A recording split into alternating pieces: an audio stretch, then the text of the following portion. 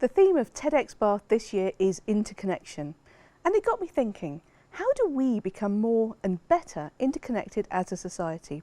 I think it's through conversation.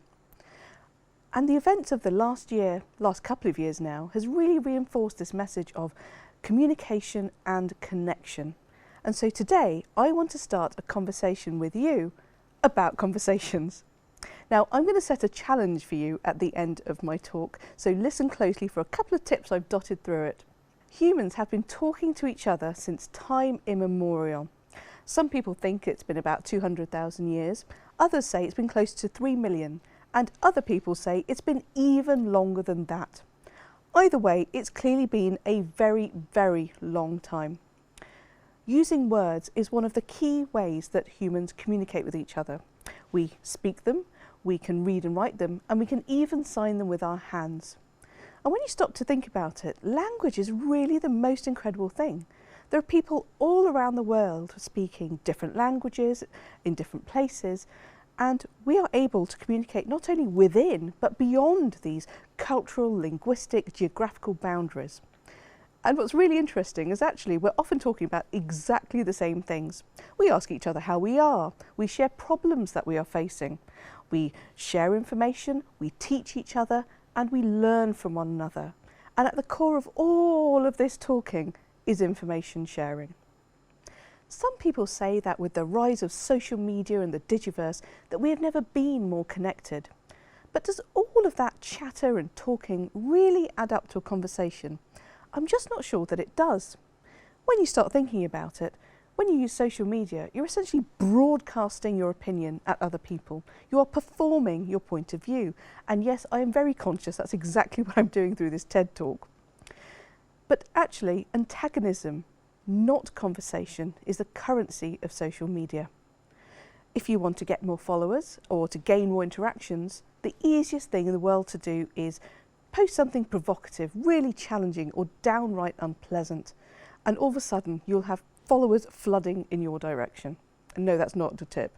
But also, I think it's also important to remember that by using these different apps, we are subliminally being guided towards those kinds of interactions that we wouldn't necessarily do in our everyday lives. I'll give you an example. I'm a curator at the British Museum, and a couple of years ago I started a podcast called The Wonder House. For me, museums are places of wonder, and that's not just because of the incredible objects that they house, but because people are at the very heart of all of these stories. After all, when you think about it, objects are made by people, for people. Objects are displayed by people and researched by people, for people, all people. And so people are at the very heart of my podcast. Some people might think of museums as stuffy places full of boring bits of old pottery and some broken bits of stone. But actually, all of those objects encapsulate some really important parts of our human story. They represent the challenges people have overcome over millennia. They also represent the flip side of that history, and some museums contain the tools of genocide. So it's important to recognise that museums contain all of the beauty as well as the horrors of human life. People in museums are doing some really incredible work researching some of these really important stories.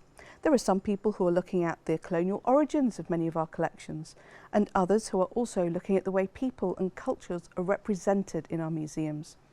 This is not easy work. All of those challenges, assumptions, stereotypes and polarity found in wider society are also found in museums themselves.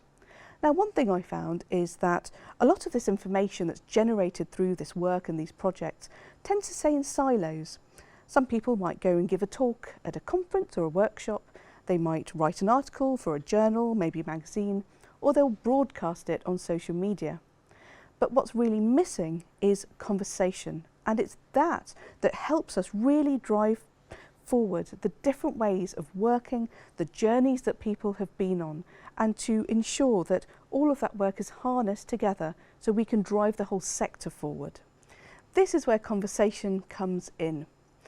I used to think that the very last people I wanted to talk to were the people I probably would disagree with, but I've completely changed my mind. After all, it's totally normal to disagree with people. Do you agree with your parents, your friends, your family, or even your colleagues or children? Of course not. We are not thought clones of each other, and surely we don't want to be. It was interesting, but I was following a person on social media, and based on all the things that they were broadcasting, I assumed I would never have a conversation with them, because we fundamentally appeared to disagree on things like even the meaning and purpose of museums. But actually, I approached this person at a conference, and it changed my life, the conversation that we had. And that's for two reasons.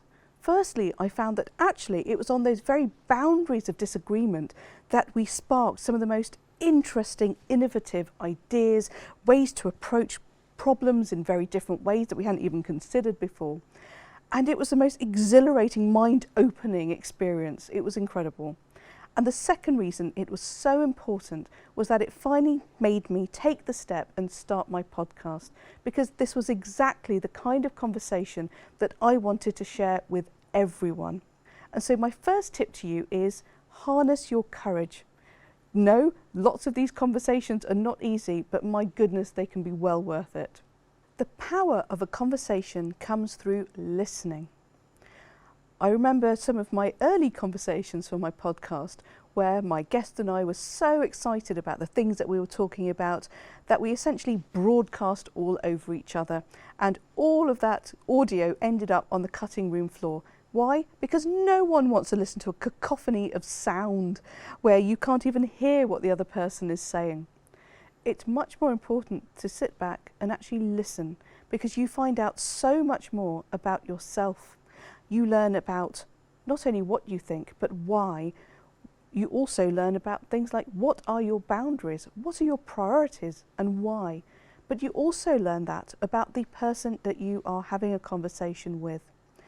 And you have the incredible opportunity to see what life is like in someone else's shoes. How did they experience life and society? It's not an easy one. But my second tip for you is expect to be surprised. If we are going to become more and better interconnected as a society, then we need to learn what we think and why. And we need to learn what it's like from another person's perspective as well. And that comes through conversation. It's also an incredible thing to realise that creativity, innovation, and real excitement is also sparked at the very boundaries of things we may agree with people or disagree with. Now, I said I was going to set you a challenge at the very start of my talk, so here it is.